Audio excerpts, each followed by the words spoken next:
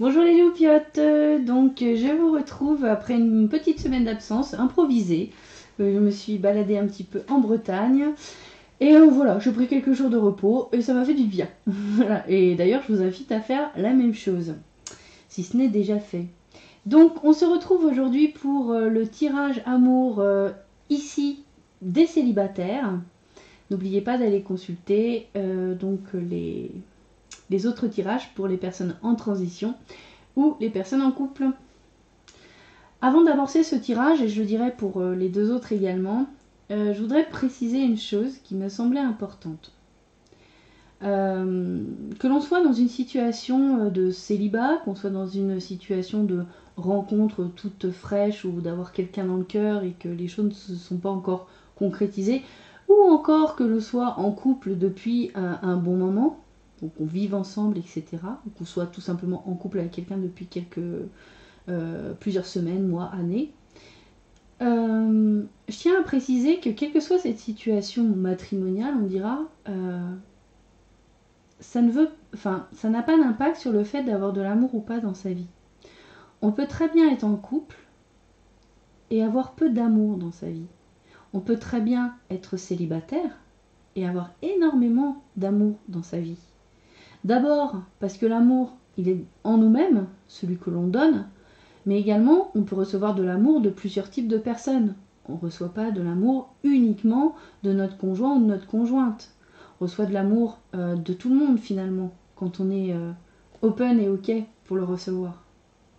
Donc là, je voulais juste préciser ça. Alors ça a peut-être l'air, certains d'entre vous diront peut-être que c'est évident, mais je voulais le préciser. Notre situation matrimoniale, notre situation amoureuse, n'est pas le reflet du fait qu'il y ait ou non de l'amour dans notre vie. Notre situation matrimoniale est une expérience. Tout simplement. Alors ça va me permettre maintenant d'aborder ce premier tirage. Donc les trois premières cartes correspondent au jeu que vous connaissez déjà. Donc 52 cartes pour vivre l'amour. Un jeu initiatique pour mieux aimer. Ensuite il y aura 3 cartes du grand oracle de l'amour de Colette et Gérard Lougaret. Et enfin nous aurons donc l'oracle des amoureux que vous devez commencer à bien connaître, de Tony Carmine Salerno. Alors donc, avec le premier jeu, j'ai obtenu des cartes « Je pense avant de penser »,« Je suis à l'origine de ce qui m'arrive » et « Je crois que un tel m'aime ». En fait, les cartes en elles-mêmes, c'est le pansement, le karma relationnel et la communication. Alors avec cette première carte qui nous invite à bien gérer nos crises, en fait, elle fait partie de la catégorie dans le jeu des cartes qui permet de bien gérer les crises qui se manifestent dans notre vie. Elle nous indique que effectivement, il arrive que nous soyons confrontés à une crise, c'est-à-dire que notre enfant intérieur, celui qui porte en général nos blessures les plus profondes, a pris un coup et il a du mal à s'en remettre. Et dans ce cas-là, on va rentrer dans une sorte de crise narcissique où on va essayer vraiment de comprendre pourquoi, en mode pédagogique, en mode mental, qu'est-ce qui s'est passé, pourquoi il m'est arrivé ça. Donc en fait, on passe tout de suite à une étape finalement de vouloir comprendre ce qui s'est passé. Et on occulte une étape qui est primordiale et qui est très importante et qui devrait être faite en priorité par rapport à penser avec un E, c'est d'abord de penser avec un A. C'est-à-dire tout simplement d'appliquer un pansement sur la blessure que l'on vient de subir, qui s'est ravivée dans le cadre d'une expérience. La suggestion ici, c'est de dire que même si l'enfant est peut-être un peu infértile c'est comme un petit enfant, le meilleur exemple, c'est ce petit enfant qui se blesse au genou, qui est tombé, et qui fait une grosse crise de larmes, qui crie. Alors bon, il a une petite égratignure effectivement, mais rien de grave. Mais il souffre, lui il a mal, lui il a envie d'exprimer cette souffrance, cette expérience qui s'est mal finie pour lui, et qui le fait souffrir. Donc évidemment l'adulte il va dire mais c'est bon, ne pleure pas, c'est pas la peine, c'est rien, regarde, puis de toute façon c'est de ta faute, t'avais qu'à pas courir, tu serais pas tombé. Paf, on tombe direct dans l'explication mentale. En gros c'est ta douleur, tu te la noues je pense, et puis maintenant t'as qu'à faire attention la prochaine fois. Voilà, paf, l'histoire est réglée, on n'en parle plus. Bah, en fait c'est exactement ce qu'on fait avec nous, avec nous-mêmes quand il nous arrive des crises et qu'on est blessé. Alors soit qu'une blessure se crée comment dire, ou qu'on ravive une blessure de l'enfant intérieur. Et c'est ce que cette carte en fait nous invite à faire, c'est tout simplement de penser notre blessure avant toute chose, la penser avec un pansement. C'est-à-dire que cet enfant qui arrive en pleurant parce qu'il s'est gratiné le genou, on va pas tout de suite lui faire la morale. La première chose qu'on va dire, on va le prendre dans ses bras avec un sourire, avec affection, on va lui dire je vais soigner ton bobo, ça va aller mieux. On lui nettoie sa plaie, on lui souffle sur le genou pour que voilà, il y ait le souffle magique qui vienne soigner cette blessure, et on met le joli pansement bien propre, bien beau sur son bobo. On reconnaît sa souffrance. Je t'ai soigné, j'ai vu que tu es blessé, je te soigne, je te dorlote. Et en fait, cette carte, elle vous invite vraiment à faire ça. Quand vous êtes blessé de quelque chose, reconnaissez votre blessure et quelque part, soyez bon avec vous-même. Quelque part, accueillez cette blessure avec compassion, avec de la douceur et de la gentillesse comme vous feriez pour soigner ce petit enfant. Il sera toujours temps, un peu plus tard, quand l'enfant se sera calmé, il pleurera plus, bon, ce sera un peu de l'histoire ancienne, quand il vient, vous lui demandez comment ça va ton genou, là vous pourrez commencer à faire l'étape, qu'est-ce qui s'est passé, enfin de l'analyse quoi, mentale, qu'est-ce qui s'est passé, comment tu en es venu à tomber, qu'est-ce que tu as tiré comme leçon de ton expérience. Le côté sagesse, ça viendra après le cœur. Soyons d'abord dans le cœur et ensuite la sagesse viendra, voilà, dire qu'est-ce que je retiens de cette expérience. Donc en gros c'est l'enfant quelque part, c'est le côté, voilà, on vous demande de prendre soin de vous, de cet enfant intérieur qui est blessé, et après seulement vous commencez à enclencher le processus, bon allez, maintenant j'essaye de comprendre ce qui s'est passé, où j'en suis, etc., etc., pourquoi c'est arrivé, comment faire pour que je ne ressente plus cette blessure, etc. Voilà pour cette première carte qui est somme toute vraiment intéressante parce que je pense vraiment que dans la société dans laquelle on vit, la partie émotionnelle qui se structure en nous quand on est enfant, vraiment c'est dans l'enfance qu'on passe d'abord par l'élément eau, l'élément émotionnel de notre individu, parce qu'on a les 4 éléments en nous, hein, eau, terre, air et feu. Alors on vient avec le feu, on passe par l'eau dans l'enfance, ensuite adulte on est plutôt terre, et ensuite on atteint une forme de sagesse quand on est dans la partie air. Mais l'enfant, il est dans l'émotionnel. Et en fait, ce qu'on attend de l'enfant dès le plus jeune âge, c'est d'être directement dans la partie air. Ça t'est arrivé parce que t'as fait ci, t'as fait ça, t'es capable de recommencer. Enfin, les côtés mental tout de suite.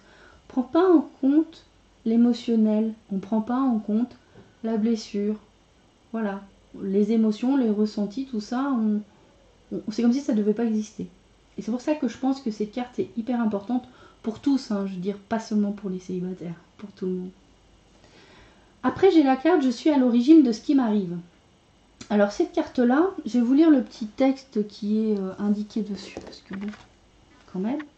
Devant une toile immense, dont il ne verrait pas les bords, tout peintre, aussi génial fût-il, baisserait les bras. La liberté vit de la puissance des limites. Alors, cette carte ici, qui est la carte du karma relationnel, nous indique en fait qu'on peut, amis et célibataires, être dans une situation où on a l'impression que rien ne va plus dans notre vie. Alors, c'est peut-être exagéré, c'est juste qu'on se dit, il y a des trucs qui vont pas, ça marche pas comme je veux, enfin voilà. Et on a peut-être tendance actuellement à dire c'est la faute des autres. En fait, c'est la faute de quelqu'un, c'est la faute de la vie, c'est la faute de Dieu, enfin on va trouver un responsable. Ah, évidemment, ça peut être pour vous, amis célibataires, par exemple, on peut se dire je subis une injustice parce que je ne rencontre personne dans ma vie. Et c'est la faute de 3 petits points. Donc en gros, là, ce que cette carte nous dit, c'est qu'on n'accepte pas la loi karmique de cause à effet. On ne veut pas reconnaître le fait que l'on récolte ce que l'on a semé et que finalement, nous sommes complètement responsables de ce qui nous arrive. Si l'on est célibataire, c'est parce que on a semé les graines pour être célibataire. On s'en rend peut-être pas compte, mais c'est nous qui avons amené cette situation-là. Et d'ailleurs, soit dit en passant, alors là je le dis pour les personnes qui sont célibataires et qui ne voudraient pas l'être, mais il y a des personnes qui sont célibataires qui sont très bien comme ça, hein. Je tiens à le préciser. Donc ici, ce qu'on vous invite, c'est tout simplement d'arrêter de jouer le rôle de la victime, hein, voilà. Et puis de stopper la plainte et la colère, et de ressemer des graines d'amour, des graines de rose plutôt que des graines d'ortie, si vous voulez que l'amour entre dans votre vie. Et surtout, prenez la responsabilité de ces graines que vous choisissez de semer. Un autre point important qui est soulevé par cette carte, c'est le fait de rejeter les contraintes. Dans ma vie, en tant qu'individu, j'ai des besoins.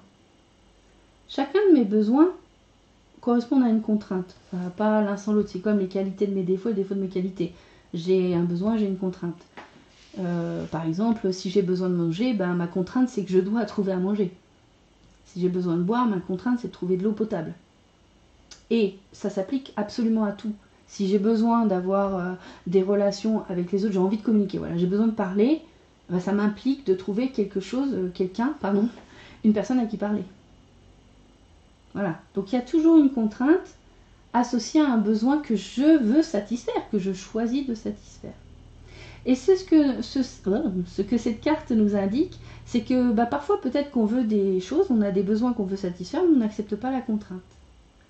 Et si, rien que pour nous, dans notre vie, par rapport à nos propres besoins, on a déjà du mal à accepter les contraintes liées à nos besoins, comment on va être capable de faire rentrer quelqu'un dans notre vie qui aura ses propres besoins, ses propres contraintes, et qu'on va pouvoir accepter les contraintes de l'autre. Donc ça, c'est important aussi, et de comprendre que les besoins qu'on cherche à satisfaire, qu'on choisit de satisfaire, ils ont leur lot de contraintes, mais c'est un choix. On est responsable de ce que l'on choisit dans notre vie.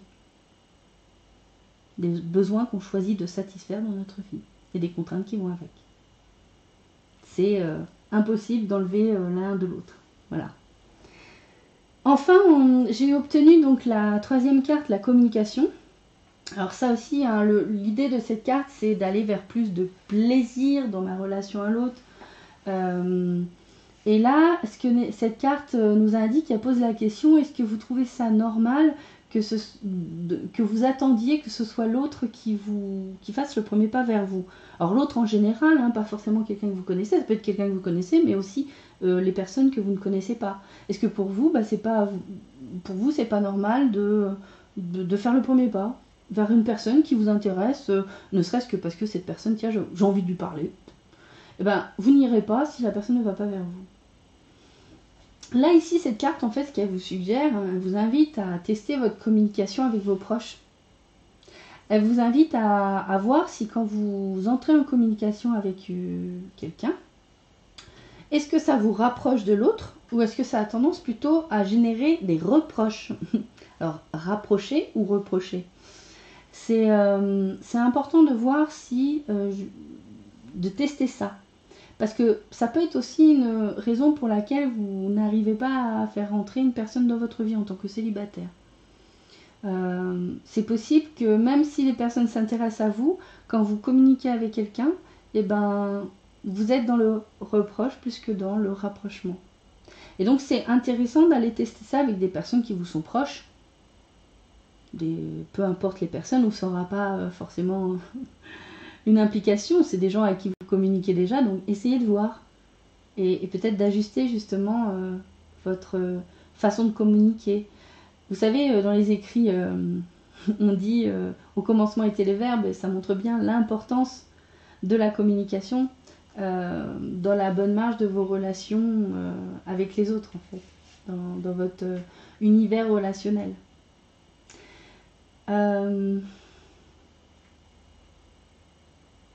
On vous invite ici à cette carte, avec cette carte, quelle que soit la personne, et il ne s'agit pas, je pense, seulement de faire cela avec un amoureux, une amoureuse, mais avec toutes les personnes qui vous sont proches. Si vous avez, si quelqu'un compte pour vous, dites-le. Dites-le simplement. Alors il ne s'agit pas non plus de rentrer en mode extrême, hein. C'est-à-dire de passer tout son temps à envoyer des SMS, d'essayer de communiquer par téléphone, d'appeler.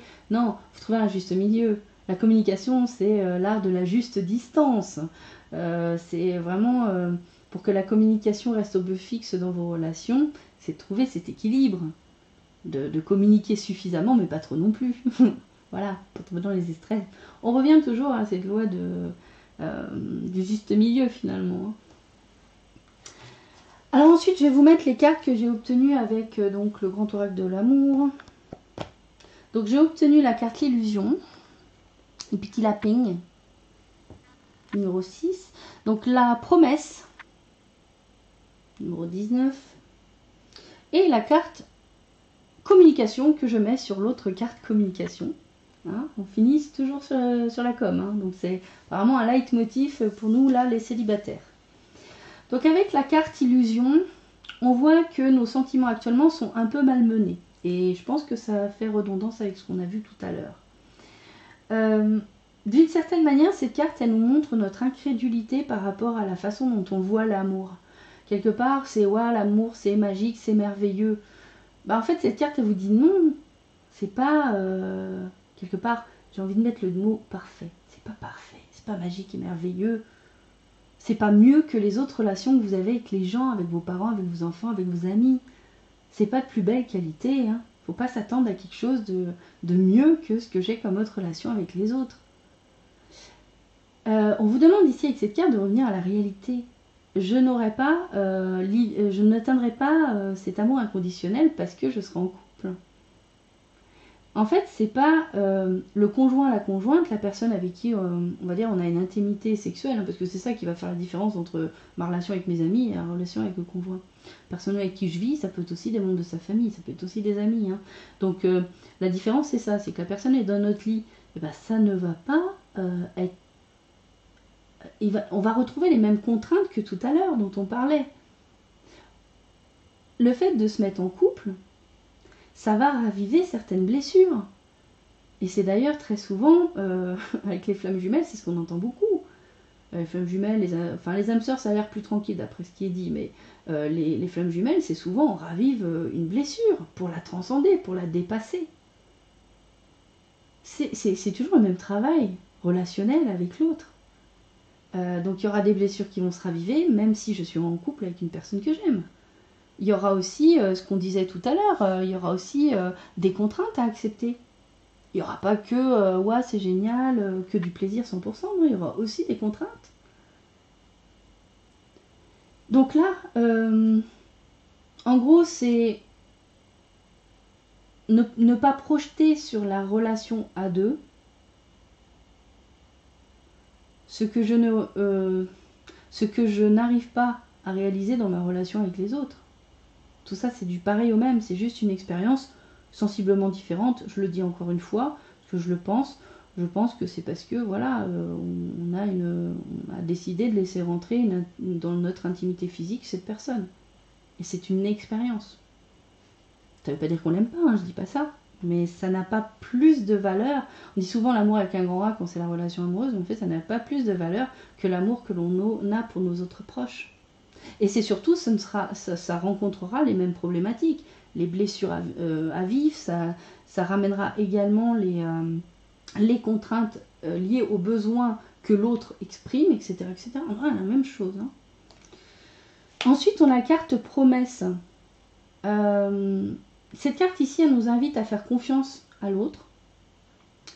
Elle nous dit que dans la vie amoureuse, on fait souvent des promesses.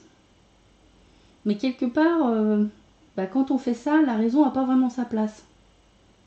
C'est-à-dire qu'on fait des promesses, mais est-ce que c'est raisonnable de faire des promesses ? Ici, c'est intéressant parce que justement, ces derniers temps, j'ai eu cette pensée, voilà, j'ai écrit 2-3 lignes là-dessus, sur les promesses, et quelle qu'elle soit d'ailleurs, hein, pas forcément amoureuse. Et en fait, j'en suis venue à la conclusion de me dire que bah, les promesses, c'est une forme de malhonnêteté pour moi. Je peux, à un instant T, exprimer ce que je ressens, ce que je suis, ce que je pense à l'instant T. Mais comment pourrais-je faire une promesse sur le futur, plus ou moins proche, plus ou moins à long terme, alors que je ne sais pas les expériences que je vais traverser pendant les prochains jours, semaines, mois, années. Je ne sais pas ce qui va m'arriver. Je ne sais pas ce qui va arriver à l'autre. Voilà, je n'ai aucune idée de ce qui va vraiment se passer dans le futur. Donc comment pourrais-je réellement, sincèrement faire une promesse que dans l'absolu, potentiellement, je ne pourrais pas tenir? Parce qu'il y a une forte possibilité que je ne puisse pas la tenir. Autant qu'il y a une possibilité que je puisse la tenir, mais c'est... je ne sais même pas si c'est du 50-50. Donc ici, il y a peut-être que dans la vie amoureuse, vous voyez quelque chose dans le fait de se mettre en couple, peut-être, c'est de faire des promesses, de prononcer des vœux. Et en fait, je vais juste vous dire une chose, c'est les vœux, quand on travaille sur les corps subtils en énergétique, on les enlève. Parce que les vœux sacrés, les vœux de chasteté, les vœux de pauvreté, les vœux de tout ce que vous voulez, que vous pouvez avoir mis dans cette vie ou dans une autre, eh ben on les enlève parce que ce sont des limites, ce sont des entraves à l'épanouissement. C'est ce qui fait que dans votre vie, vous avez du mal à vous réaliser sous certains aspects. Donc, j'ai envie de dire vraiment, la relation amoureuse, bah c'est comme les autres relations. Pas besoin de faire de promesses, vivez-les au jour le jour, intensément, entièrement, en étant totalement vous-même, sincère. Et dans l'absolu, si vous le vivez comme ça, il n'y a pas besoin de promesses. Parce qu'encore une fois, les promesses, on ne peut pas toujours les tenir. Et ça ne veut pas dire qu'on est une mauvaise personne parce qu'on ne tient pas sa promesse. Ça, je tiens à le préciser aussi. Alors enfin, ah oui, pardon. Alors comme c'est une carte de vibration 1, là, le 19, 9 et 1, 10, 1 et 0, ça fait 9. Ça fait 10, oh, ça fait 1. 1 et 0, ça fait 1. Donc, c'est une vibration 1. Donc, certains d'entre vous, amis célibataires, avaient peut-être déjà amorcé un projet amoureux qui est plein de réussite. Alors, je vais redire. C'est plutôt un projet plein de réussite qui a pris racine dans un amour partagé. Alors, je ne sais pas s'il s'agit d'un amour qui est concrétisé aujourd'hui, mais il se peut bien que vous allez très rapidement rencontrer là, dans le mois à venir, une personne avec qui vous allez entamer un nouveau projet, et ce sera une personne avec qui vous partagez une forme d'amour. Ça ne veut pas dire que forcément concrétisé, je ne sais pas si ça se concrétisera ou pas, mais en tout cas, voilà, cette carte veut dire ça. Alors enfin, il y a la communication, qui nous rappelle, comme tout à l'heure, que la parole est tout à fait bénéfique. Il est important de parler avec justesse, c'est-à-dire de dire ce que l'on pense, qui ne veut pas dire tout ce qu'on pense. On n'est jamais obligé de dire tout ce qu'on pense, mais quand on dit quelque chose, le mieux c'est que ce soit raccord avec ce qu'on pense et avec ce qu'on fait. C'est mieux, c'est plus juste. Et surtout aussi, dans la communication, il y a aussi la partie écouter les autres avec attention. Et si on fait ces deux choses, on parle juste et on écoute attentivement, on peut désamorcer les problèmes, on peut les résoudre quand ils sont déjà bien ancrés et bien présents. Donc, cette carte vient juste renforcer celle de tout à l'heure. Donc, amis célibataires, je pense que la grosse suggestion, le gros conseil des cartes pour ce mois qui arrive, pour nos relations, dans le développement, voilà, de nos relations aux autres et amoureuses, c'est vraiment la communication, la manière dont on communique. Enfin, j'ai obtenu une carte de l'oracle des amoureux. Je crois qu'on l'avait déjà eu celle-là, le mois dernier. C'est la carte pardon. Alors, comment je vais faire pour pas que... Putsch. arrête de concentrer ton énergie sur les événements passés, car la vie est trop précieuse pour être gâchée. Tu crées ta réalité parce que tu penses, rêves et imagines. Il me semble bien qu'on l'avait déjà eu le mois dernier.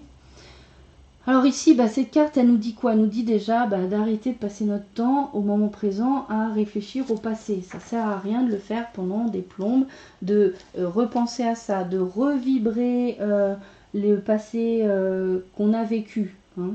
Et parce que dans notre vie de tous les jours, ça nous fait pas agir vers quelque chose de nouveau. Ça nous fait penser, vibrer, donc ressentir, et agir dans le même sens que ce que j'ai fait dans le passé. Ça nous parle des graines qu'on a plantées dans le passé et qui ont eu un résultat qui ne nous plaît pas. Donc, il est temps d'arrêter de nourrir cette énergie-là, de nourrir ce passé que l'on perpétue dans notre moment présent, et de changer tout ça vers quelque chose qui nous parle, qui nous donne envie. Parce que ce qu'on nous rappelle aussi ici, c'est la loi d'attraction. On nous dit aussi que la vie est précieuse, c'est dommage de la gâcher. J'ai vécu une expérience dans le passé, c'est bon, elle est passée, maintenant il faut passer à autre chose. Alors je sais, on va dire c'est difficile, c'est facile à dire, etc. Je suis comme tout le monde, je ne me plains pas de la vie que j'ai eue, au contraire, je pense que j'ai eu une vie riche d'expériences et ça c'est très bien. En tout cas moi, je suis contente d'avoir vécu jusqu'à maintenant une vie d'expérience. J'ai aussi souffert comme tout le monde et pas parce que, et aujourd'hui je sais très bien que c'est pas de la faute des autres. J'ai souffert parce que j'ai mal compris les choses ou que j'ai mal pris les choses et comme tout le monde, j'ai eu des moments où j'étais vraiment au plus bas, et quand je dis au plus bas, il y a eu des moments où je voulais plus être là dans ce monde. Donc des moments, il y a eu un moment, enfin peut-être deux dans ma vie où vraiment j'étais au fond. Je suis remontée et ma souffrance elle a existé, je la nie pas. Et je dirais même que je suis contente de pouvoir dire que cette souffrance aujourd'hui, elle est peut-être totalement, peut-être partiellement passée et que je vis aujourd'hui ma vie autrement. Donc voilà, mes chers amis célibataires, j'espère que cela vous aura plu. Pour les personnes qui sont du signe du lion, qui sont ascendant lion ou qui ont leur lune en lion, je vais juste après les tirages amour sortir vos périodes d'anniversaire pour une période d'un mois. Voilà, un tirage bonus anniversaire. Je vous fais de très gros bisous. Je vous dis de prendre bien soin de vous, comme d'habitude. Hop, les deux. Ciao les loupiottes, à bientôt.